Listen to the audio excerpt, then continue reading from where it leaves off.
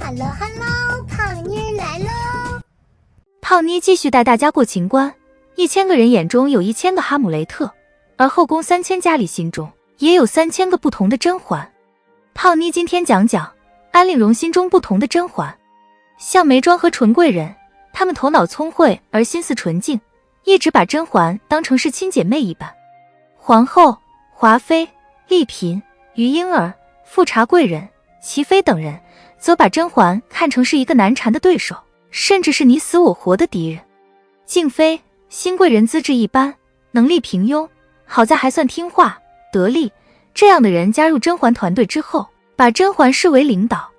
曹贵人、端妃和叶澜依本身聪明有决断，个人意识较强，他们不甘为甄嬛马首是瞻，却能在某个特定的阶段与甄嬛并肩战斗。在他们的眼中，甄嬛是有契约精神的合作者。相较来说，剧中对甄嬛感情最复杂也最拧巴的是安陵容。你说她把甄嬛当姐妹吧，害甄嬛的事儿她可没少做；你说她把甄嬛当敌人吧，她还不肯对甄嬛下死手，就算想要恶心甄嬛，也用了割肉入药这样看似深情的方式。你说她把甄嬛当领导，那就更不贴切了，皇后才是安陵容真正的领导。你说她把甄嬛当合作者，人家把她送到了皇上身边，她却只顾着自己承宠，丝毫没有为甄嬛助力。安陵容的这一系列操作曾让甄嬛无所适从，因此早在舒痕交这件事之前，甄嬛就已经厌弃了安陵容。这种厌弃说不上是从哪一件事开始的，就是一种极度不爽的感觉。其实安陵容对甄嬛的这些行事诡谲的表现，只是因为她把甄嬛看成了父母。父母是生命的来处，人可以没有友情和爱情，却不能没有父母之爱。命好的人像甄嬛，父母恩爱，对她和玉娆也和善，她从原生家庭已经得到了足够的爱。离开家之后，她再也不用寻找父母之爱了，只需要专心的与外界建立友情和爱情的链接就好了。因此她这一生虽有坎坷，却能行走顺遂，即便在低谷期，也能凭借着足够大的内在能量安然度过。命稍差点的，像知否中的明兰，母亲早逝，父亲自私无情，但在家庭内部有祖母代替母亲给她以优质而充沛的爱。在这样的环境下成长起来的明兰，虽然对父亲不满，却不缺爱。在人际交往方面也能做到自尊自爱，不卑不亢。而安陵容显然属于那种命最不好的。她的父亲安比怀又蠢又坏，母亲不仅是个恋爱脑，身份低微且软弱可欺。在安陵容成长的过程中，她没能感受到父亲对女儿的那种真挚的疼爱，也没能体会到母亲对女儿的庇护。原生家庭得不到的，就会向外找寻。安陵容也不是最初就想把甄嬛看成父母的替代品的，毕竟在友情之上还有爱情。原著中甄嬛有一个哥哥，安陵容对甄嬛的哥哥十分钟情，却得不到回应。剧版中安陵容最想要的应该是皇上对她的爱，然而侍寝第一天，安陵容的紧张颤栗没能换来皇上慈父般的爱，反而得到了对方满满的厌弃。接踵而来的是后宫其他妃嫔的羞辱和身边奴才们的嘲讽。从那时候开始，安陵容对皇上就死心了。后面唱歌求宠也好，伏羲姬丸靠冰吸附宠也好，只有利益权衡，没有感情。而前期的甄嬛是安陵容的世界里最像父母的人。夏冬春欺负她，是甄嬛挺身而出，像伟岸的父亲一样给她庇佑。华妃羞辱她，是甄嬛像母亲一样陪伴在侧，给她安抚。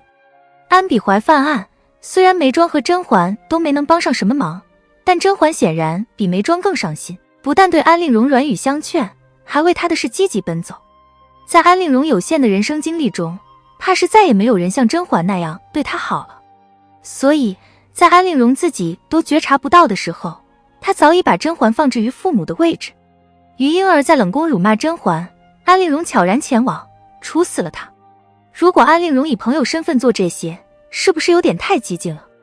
那如果是以女儿的身份呢？是不是就合理多了？承宠第一天，安陵容得了5件浮光锦的衣服，送皇后和华妃2件，剩下3件，2件给了甄嬛，自己只留1件。以合作者的身份，安陵容此举避重就轻，送礼也没送到甄嬛心坎里，反而有恶心人的倾向。那若是女儿孝敬母亲呢？是不是有一种母慈女孝的和谐？甄嬛体虚，安陵容割肉入药喂给甄嬛喝，就算以敌人的身份用苦肉计，这也太过了吧。但若是孩子对父母表孝心呢？是不是感人至深？如果从这个角度来想，我们也能更好地理解后期安陵容为什么对甄嬛有如此大的仇怨。虽然作为朋友，甄嬛对安陵容真的够可以了，但若用父母的标准来衡量，她做的还不够。父母总是最爱女儿的，怎么能更喜欢眉庄和纯贵人呢？父母与子女的感情是最真挚的，怎么能利用女儿成宠来为自己谋利呢？父母应该为女儿有出息了而高兴，怎么能拿她用第一笔工资买的礼物送给身边的下人呢？在安陵容的眼中，甄嬛所做的这一切都是背叛，就像父亲背叛她和母亲一样。就像每每表达出对父亲的不满时，母亲总是呵斥她，偏袒父亲一样。其实，在安陵容成长的过程中，她何尝不想埋怨父母？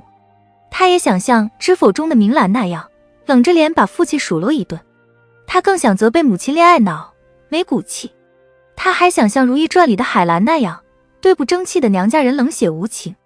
但限于天性的懦弱，限于孝道的绑架，她不能痛快地去做这些，只能拼命压抑这些负面情绪。自打甄嬛对安陵容好的那天开始，自打安陵容对甄嬛寄予了等同于对父母一般高的期望开始，甄嬛注定要成为安陵容负面情绪的发泄口。是什么仇，什么怨，让安陵容用书痕教害甄嬛腹中的孩子？是彻底失去甄嬛的恐惧？是什么样的恨让安陵容无论如何也不忍置甄嬛于死地，却斗死眉庄来刺激甄嬛？是那个不被父母偏心的孩子爱而不得的扭曲。终其一生寻找父母这件事，安陵容不是个例。胖妮有个朋友，他的母亲性格特别暴躁，一点小事就对他又打又骂。他说，大概从4、5岁的时候开始，他就在自己心里塑造了另外一个母亲的形象，他把那个母亲叫心灵母亲。每次被母亲打骂之后，他都会找个没人的地方，先是滔滔不绝地诉说心中的委屈，再扮演心灵母亲的角色，温柔地为自己开解。凭借着这个住在心里的母亲的帮助，他走过了后面很多艰难的岁月。这些年里，胖妮也遇到了另外一些在原生家庭没有得到足够的爱的人，他们会在交友和恋爱的过程中，将朋友和爱人放置于父母的位置。